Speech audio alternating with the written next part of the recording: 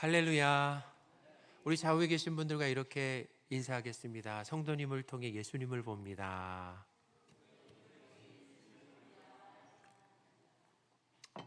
우리 다시 한번 인사할까요? 또 성도님을 통해 예수님을 봅니다.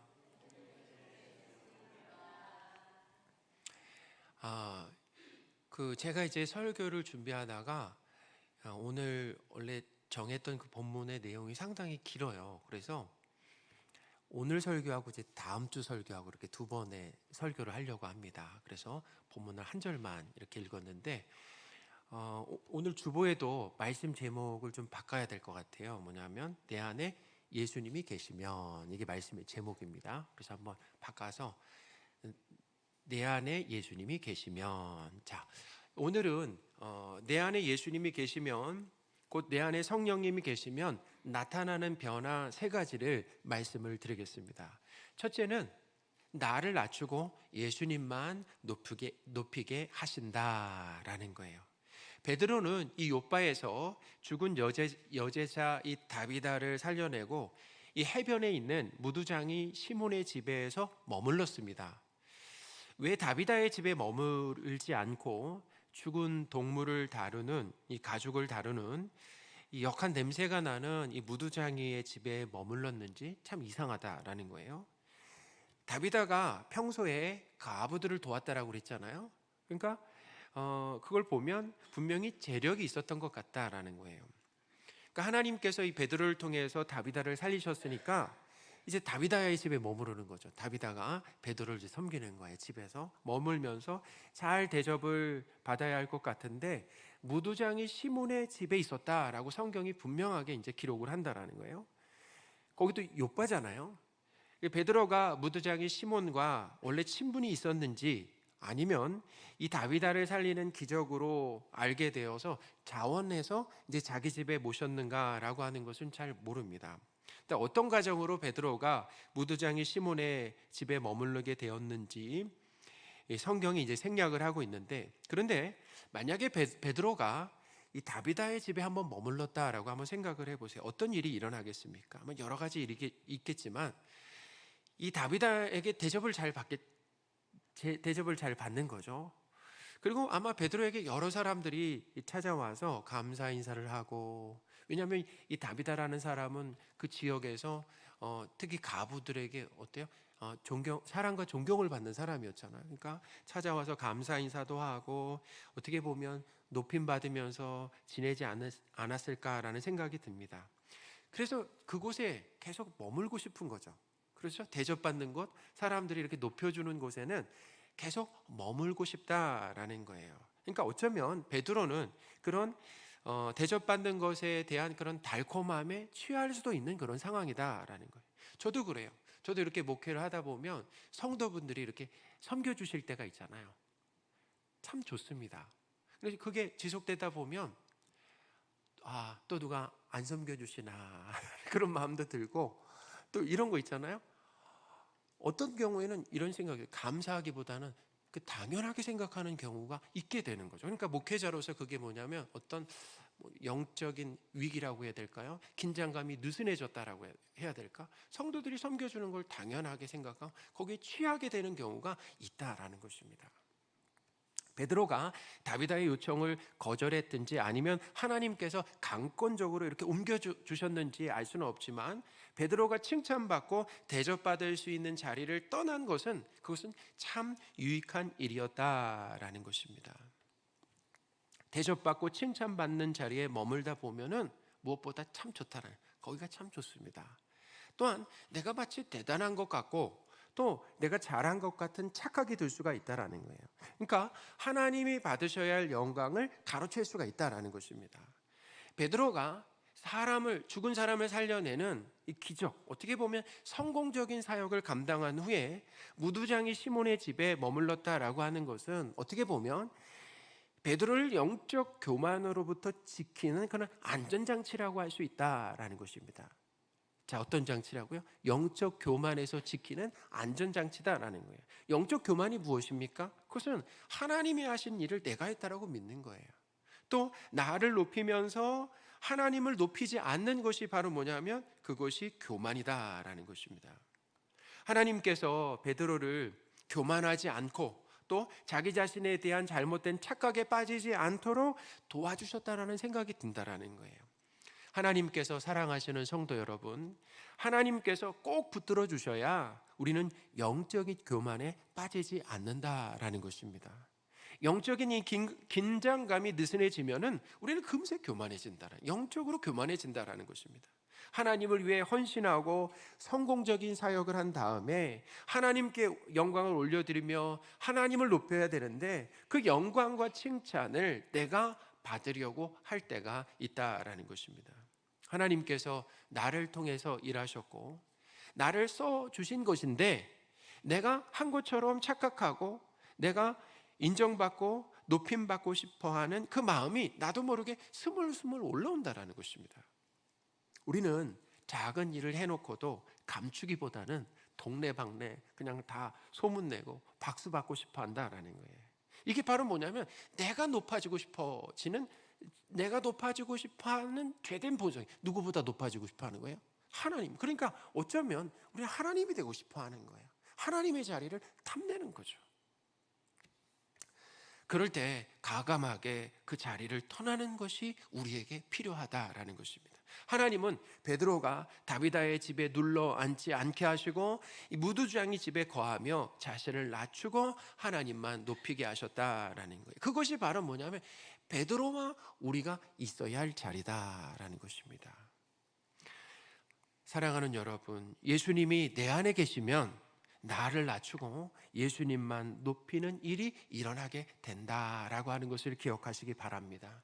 연약하고 추악한 우리를 낮추시고 하나님만 높이는 자리로 인도하시는 것에 감사하시기 바랍니다. 우리는 사도행전을 통해서 그것을 배우는 거예요. 성령님이 우리 안에 오셔서 예수님이 우리 안에 사시면 우리를 어디로 이끌어 가시는가, 우리에게서 어떤 변화가 일어나게 되는가라는 거예요.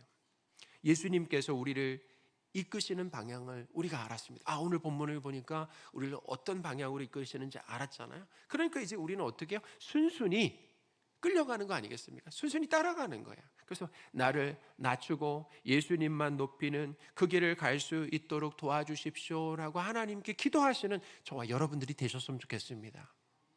예수님께서 내 안에 계시면 나타나는 변화, 이 두 번째는 뭐냐면 나를 드러내지 않고 섬기는 것이다 라는 거예요. 자, 누구를 드러내지 않는다고요? 나를 드러내지 않고 섬긴다라는 거예요.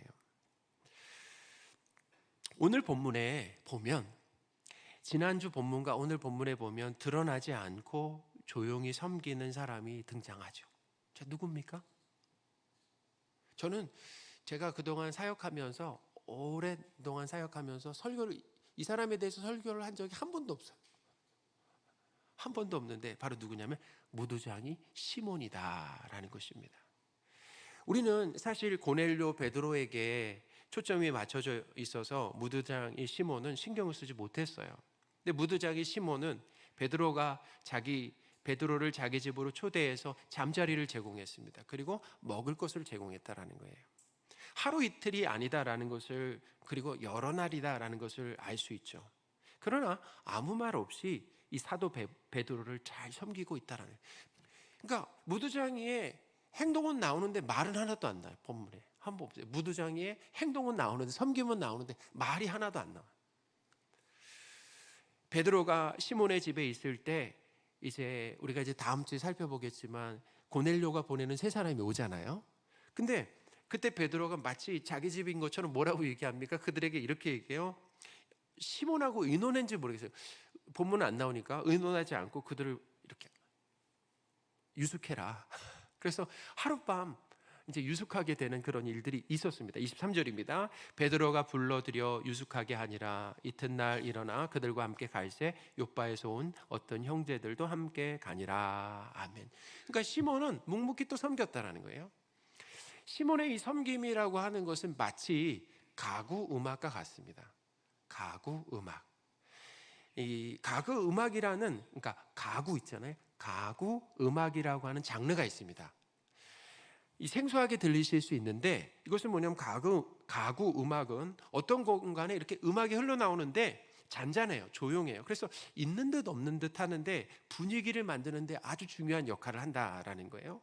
그래서 대부분 이 가구 음악은 가사가 없고 어떤 일을 하는데, 뭐 일을 하거나 공부하는데 방해되지 않는 조용한 배경음악이다라는 거예요. 마치 이 집안의 가구처럼 말이죠. 아주 요긴한데 있는 듯 없는 듯 존재한다는. 우리가 집안에 있다 보면 가구가 막 거슬리지 않잖아요. 근데 중요한 역할을 하는 거죠. 그러니까 이 가구 음악이 있으면 딱딱하고 이 삭막한 분위기를 좋게 개선할 수가 있다라는 거예요. 그러니까 이 시몬의 섬김이라고 하는 것은 뭐냐 하면 마치 가구 음악과 같다라는 거예요. 분명히 귀하게 섬기고 있는데 드러나지 않는다라는 거예요. 요란하지 않다라는 것입니다. 그러니까 사람의 이목을 끌려고 하지 않는다라는 거예요. 사랑하는 여러분, 성령 하나님께서 우리와 함께 하시면 자신을 드러내지 않는 시몬의 섬김과 헌신이 우리에게 나오게 하신다라는 것입니다. 반면에 요란하게 일하고 떠들썩하게 일하는 것은 자기의 열심일 가능성이 큽니다. 자, 누구의 열심이라고요? 자기의 열심이라는 거예요. 그래서 누구를 드러내려고 합니까? 자꾸 자기를 드러내려고 하고 내가 중심이 되고 칭찬받고 박수 받으려고 하는 겁니다. 그런 섬김과 봉사는 멀리 해야 된다는 거예요. 여러분, 그런 섬김과 봉사는 교회 밖에도 있어요. 교회 밖에도 사람들이 섬기고 봉사하잖아요. 자원봉사 얼마나 많이 합니까? 사람들의 특징은 뭐냐면 대부분 드러낸다라는 거예요.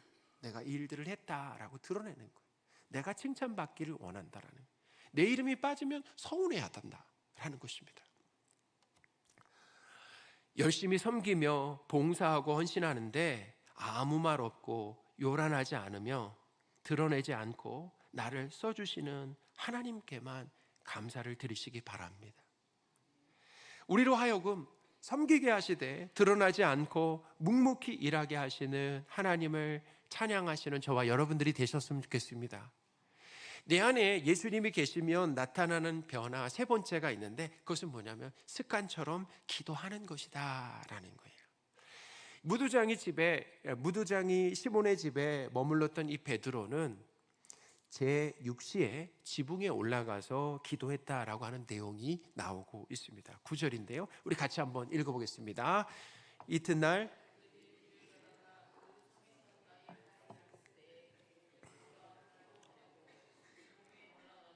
그 시각은 제6시더라. 아멘. 이 당시 집의 구조가 지붕에 자유롭게 올라갈 수 있었습니다. 그러니까 사실 지붕이기보다는 뭐라고 얘기하면 좋을까요? 옥상이라고 보면 되겠죠. 옥상. 지붕이기보다는 우리 지붕 생각하면 힘들게 올라가야 되잖아요. 그 지붕에 어떻게 올라갑니까? 그러니까 옥상에 올라갔다 이렇게 생각하시면 돼요. 아마도 집안에 조용히 기도할 수 있는 공간은 없었던 것 같아요. 그러니까 이제 옥상으로 올라가서 기도처를 삼았다라는 건데, 사도행전에 보면은 베드로가 정해진 시간에 기도했다라고 하고 있습니다. 그러니까 기도를 그냥 시간 날 때 그렇게 기도한 게 아니라 기도 시간을 아예 정해놨어요. 정해놨다는 건 뭐냐면 기도를 중요하게 생각하는 거죠. 중요하게 생각해서 그 기도 시간을 정해놨는데, 자, 언제 몇 시에 기도했다라고 나옵니까? 예, 그렇죠. 제9시라고. 그러니까 예루살렘에 있을 때는 제9시 곧 3시를 기도 시간으로 정해놨다라고 했어요. 사도행전 3장 1절입니다. 제9시 기도 시간에 베드로와 요한이 성전에 올라갈세. 아멘. 이 무두장이 집에서는 몇 시에 기도했다라고 나옵니까? 제6시죠. 그러면 몇 시입니까? 정오예요. 정오에 기도를 했다라는 거예요. 사도행전에서 이 베드로는 어떤 사람으로 이렇게 소개를 하냐면 기도하는 사람으로 소개한다라는 거예요. 그러니까 베드로는 기도 시간을 정해놓고 기도 생활에 힘쓴다라고 하는 것을 이제 사도행전을 보면 알 수가 있어요. 무엇보다 죽은 다비다를 살리는 이 기적적인 사역을 감당한 이후에 기도하고 있다라고 하는 것이 특별하죠. 우리 다비다를 살릴 때도 뭐 했습니까? 베드로가 기도했잖아요. 근데 그 살리고 난 이후에도 기도했다라고 하는 것이 특별한 거죠. 그러니까 기도했다라는 건 뭐냐면 기도를 통해서 나는 여전히 하나님을 의지하고 있다라고 하는 것, 하나님 없이는 살 수 없다라고 하는 그 고백을 하나님 앞에 올려드리는 거죠. 그러니까 베드로가 한 일이 아니에요. 누가 한 일이라고? 하나님이 하신 일. 하나님을 의지합니다. 하나님 없이는 살 수 없습니다. 라고 기도하는 거죠. 여러분, 단순하게 말씀드리면 기도하지 않는다라고 하는 것. 그러니까 베드로는 기도했잖아요. 기도가 습관이었습니다. 근데 우리가 신앙생활 가운데 기도하지 않는다라고 한다면 그것은 단순하게 말하면 이렇게 말씀드릴 수 있어요. 나를 신뢰하는 것입니다. 하나님을 신뢰하지 않고 나를 신뢰하면서 내 성품과 힘과 지혜로 살아가는 거예요. 여러분, 이렇게 살아가면 어떤 일이 벌어집니까? 자주 실패하게 된다는 것입니다.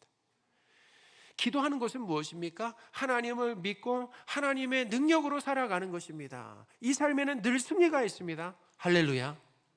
승리가 있다라는 거예요. 기쁨이 있다라는 것입니다. 사도행전 6장에 보시면 12사도들이 교회에 집사들을 세운 이유가 있습니다. 오늘 장로님도 그 내용을 가지고 기도를 해주셨는데 12사도들이 교회에 집사들을 세운 이유가 뭐냐면 사도들이 힘써서 기도하고 말씀을 전하기 위해서 집사들을 세웠다는 거예요. 그러니까 사도들이 구제하는 일에 너무 바쁘다 보니까 기도하는 일과 이 말씀 사역에 소홀하게 되었다라는 거예요. 그래서 어떻게 해요? 이 집사들을 세웠다라는 것입니다. 사도행전 6장 3절 4절입니다. 형제들아, 너희 가운데서 성령과 지혜가 충만하여 칭찬받는 사람 7을 택하라. 우리가 이 일을 그들에게 맡기고 우리는 오로지 기도하는 일과 말씀 사역에 힘쓰리라 하니. 아멘. 이렇게 베드로는 신앙생활에서 사역에서 기도를 제일 중요하게 생각해요. 말씀 사역 앞에 뭐가 있습니까? 기도가 있어요. 기도, 그 다음에 말씀 사역이에요. 그만큼 기도를 제일 중요하게 생각했다라는 거예요. 자, 그런데요, 우리가 잘 아는 것처럼 베드로가 처음부터 기도의 사람은 아니었잖아요. 그렇죠? 예수님과 그냥 함께 겟셋마네 동산, 이 감람산에서 기도할 때만 봐도 베드로는 기도해야 할 때 졸며 그리고 자고 기도에 실패하는 그런 부끄러운 각오가 있었다라는 것입니다. 우리 마가복음 14장 37절인데요. 우리 같이 한번 읽어보겠습니다. 돌아오사 제자들이 자는 것을 보시고 베드로에게 말씀하시되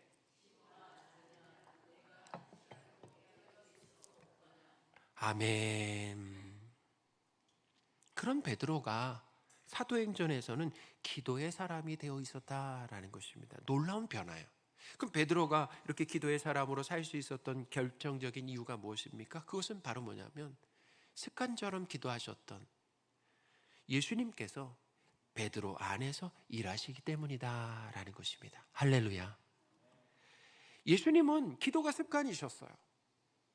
정말 좋은 습관이잖아요. 기도가 습관이셨다라는 거예요. 누가복음 22장 39절 40절입니다. 예수께서 나가사 습관을 따라 감람산에 가시매 제자들도 따라갔더니 그곳에 이르러 그들에게 이르시되 유혹에 빠지지 않게 기도하라 하시고. 아멘. 제자들을 데려가셨어요. 습관이셨고 데려가시고 어떻게 보면 훈련시켜 주시는 거고 기도가 중요하다라고 가르쳐 주신 거죠. 왜요? 기도하지 않으면 어떤 일이 일어납니까? 죄의 유혹에 빠지게 되는 거예요. 그 기도하지 않으면 뭐예요? 내 힘으로 살아가니까 죄의 유혹에 그냥 홀랑 빠질 수밖에 없는 거라는 거죠. 습관적으로 기도하셨던 예수님께서 베드로와 함께 하시며 은혜 주시니 삶이 기도가 되는 것입니다. 할렐루야. 사랑하는 여러분, 기도는 내 안에 예수님이 계신 아주 강력한 증거 중에 하나다라는 것입니다. 내 안에 예수님이 계시는구나. 그 강력한 증거 중에 하나가 뭐예요? 기도가 습관이 되는 것이다 라는 거예요. 내 안에 계신 예수님은 성도인 우리를 기도가 습관이 되는 자리로 이끌어 가신다라는 것입니다. 성도를 글로 이끌어 가신다라는 거예요. 우리에게 기도하는 삶이 나오고 있다라고 한다면은 우리와 함께하고 계신 예수님께서 은혜 주시는 증거다라는 거예요. 우리를 기도하는 이 경건의 삶으로 이끌어 주시는 예수님을 높이시기 바랍니다. 자, 그런데 여기서 우리가 한 가지 더 살펴봐야 될 것이 있어요. 뭐냐면 베드로는 기도했다라고 그랬잖아. 그럼 어떤 내용으로 기도했을까? 베드로가 기도했는데 어떤 내용으로 기도했을까? 오늘 본문의 기도의 내용은 안 나옵니다. 기도의 내용과 그러니까 이건 뭘 가르쳐 주냐면 기도의 내용과 제목이 있어야만 기도하는 것이 아니다라는 거예요. 우리는 보통 그러잖아요. 새벽 기도에 나오는데 특별히 문제가 있어야지 나오잖아요. 우리 연약해서 문제 없이 그냥 평상시에 밥을 먹는 것처럼 숨을 쉬는 것처럼 기도해야 되는데 꼭 무슨 일이 있을 때 우리가 특별히, 그러니까 기도가 일상이 아니라 특별한 일이 돼버리는, 사실 일상에 대한 특별한 일이 돼버리는 게 우리의 연약함 아니겠습니까? 그렇죠? 그러니까 이 베드로의 기도라고 하는 것은 뭐냐면 어떤 특별한 막 그 문제가 있어서 필요한 게 있어서 하나님 앞에 기도하기보다는 그냥 하나님과 만남이었다라는 거죠. 그러니까 기도는 뭐냐면 하나님을 사랑하고 만나기를 갈망하는, 사모하는 마음으로 하는 것이다라는 거예요. 여러분, 우리가 사랑하는 사람과 자주 만나고 싶고 대화하고 싶은 것처럼 하나님을 사랑하기 때문에 자주 어떻게 보면 만나는 거죠. 어떻게 보면 하나님께 전화를 거는 거예요. 최근에 제가 어느 식당에 이렇게 갔는데 중년 부부인 것 같은데 말을 한마디도 안 하는 거예요. 제가 계속 지켜봤어요. 이렇게 가까이 있으니까 말을 한마디도 안. 그리고 각자 뭘 하고 있어요. 자, 뭘 하고 있을까요? 예? 뭘 하고 있을까요? 아, 역시 잘 아시는군요. 그냥 그 중년 부부가 각자 휴대폰, 이 스마트폰만 보고 있어요. 끝까지. 와, 그래서 제가 한 테이블에 이렇게 있는데 대화하지 않고 스마트폰에 빠져 있다라고 하는 거 참 가슴이 아팠어요. 아, 저게 소통을 방해한다. 앞에 앉아 있는 사람보다 스마트폰이 저는 더 귀하다라는, 중요하게 생각한다는 생각이 들어요. 여러분, 누군가 내 앞에 있으면 핸드폰은 주머니에 넣으시기 바랍니다. 저도 그래서 노력해. 아이나 그리고 아내와 누군가 있을 때는 뭔가 스마트폰은 그냥 집어넣고 대화하거나 이야기를 하는 거죠. 일상을 나누는 거죠. 여러분, 우리가 그렇잖아요. 부부라는 관계는 있어요. 근데 각자마다 친밀도는 다르다라는 거예요. 아, 부부입니다. 근데 그 친밀도는 각각 다르다라는 것입니다. 하나님은 우리를 자녀로 부르시잖아요. 근데 관계만 그렇게 형성하시는 게 아니에요. 하나님이 원하시는 게 뭐냐면 자녀 관계이면서 우리와 더 가깝고 친밀하기를 원하신다라고 하는 것을 기억하시기 바랍니다. 그럼 어떻게? 자주 만나야 되는 기도죠. 하나님의 말씀도 읽고 그리고 하나님 앞에 나와 기도하는 일들을 하는 거예요. 그래서 하나님이 기도하게 하십니다. 사랑하는 여러분, 기도는 하나님을 사랑해서 만나는 것임을 배우시기 바랍니다.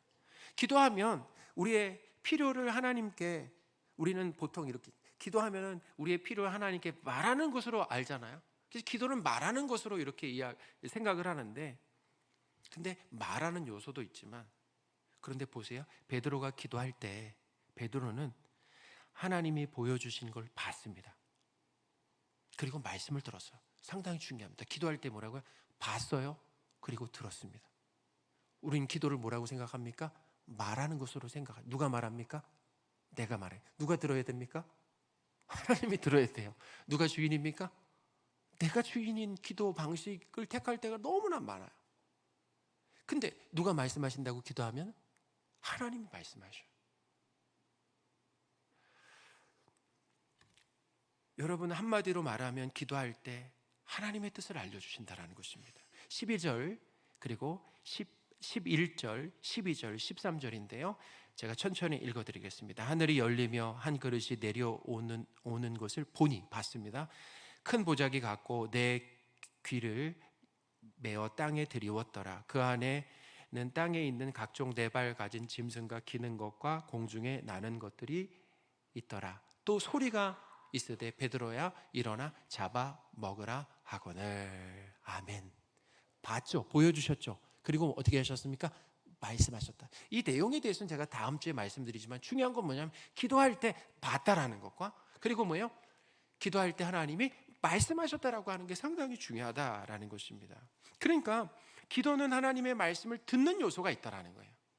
어떤 요소가 있다고요? 듣는 요소가 있어요. 그래서 저는 기도할 때 하나님께 하나님의 뜻을 자주 묻습니다. 그러니까 막 통성으로 기도할 때 있지만 조용히 하나님께 묻는 거예요. 누구를 위해서 하나님 어떤 기도를 해야 합니까? 여기서 제가 하나님 누구를 위해서 기도할까요? 그 사람을 위해 어떤 기도를 할까요?